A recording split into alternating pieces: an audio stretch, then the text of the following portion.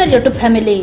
जमीन बळकावणाऱ्यांना आता कडक कारवाई, 10 ते 14 वर्षापर्यंत कारावास. चला तर काय आहे हे कायदा ते आजच्या या व्हिडिओद्वारे आपण जाणून घेणार आहोत.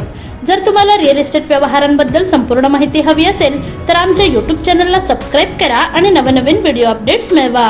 सबस्क्राईब करा आणि तुमच्या रिअल इस्टेट नॉलेज मध्ये भर घाला. राज्यातील सरकारी तसेच खाजगी जमिनींवर होणारे अतिक्रमण, बनावट कागदपत्रांच्या आधारे होणारे व्यवहार आणि भूमाफियांच्या कारवायांना आळा घालून या भूमाफियांना जरब बसवण्यासाठी महाराष्ट्र शासनाने कठोर कायद्याची तयारी केली आहे.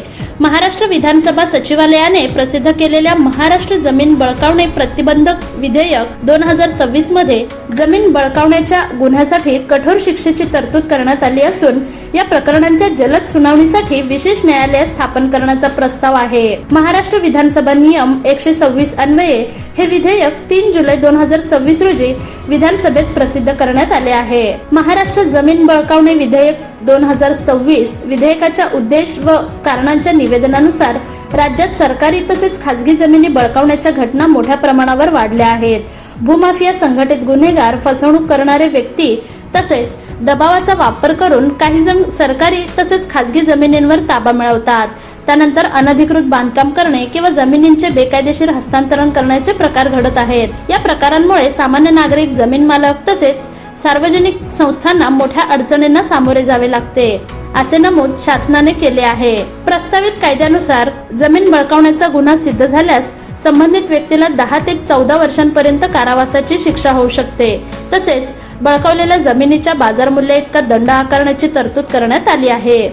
जमीन बळकावण्याशी संबंधित प्रकरणांची चौकशी आणि सुनावणी जलद गतीने पूर्ण करण्यासाठी राज्य सरकारला विशेष न्यायालय स्थापन करण्याचा अधिकार देण्यात येणार आहे.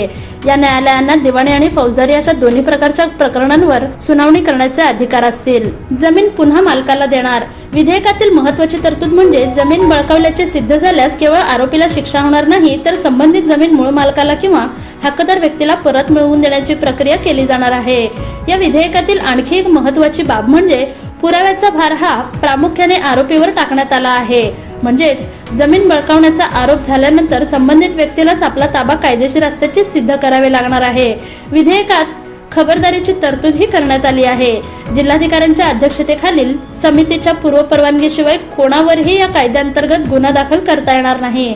त्यामुळे कायद्याचा गैरवापर होऊ नये याची दक्षता घेण्यात आली आहे. 10 वर्षात किती प्रकरणे असतील तर सरकार महाराष्ट्र जमीन बळकावणे प्रतिबंधक विधेयक 2026 मध्ये महाराष्ट्र सरकारी आणि खाजगी जमिनी बळकावण्याच्या घटना मोठ्या प्रमाणावर वाढल्या आहेत.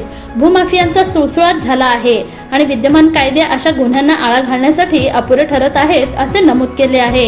यामुळे सरकारने गेल्या 10 वर्षात महाराष्ट्रात जमीन बळकावण्याची नेमकी किती प्रकरणे नोंदली गेली, त्यापैकी किती प्रकरणांमध्ये विद्यमान कायद्यांखाली दोषसिद्धी झाली आहे किंवा नाही, दोषसिद्धी न होण्यामागे नेमकी कारणे काय होती याचे विश्लेषण करण्याची गरज आहे.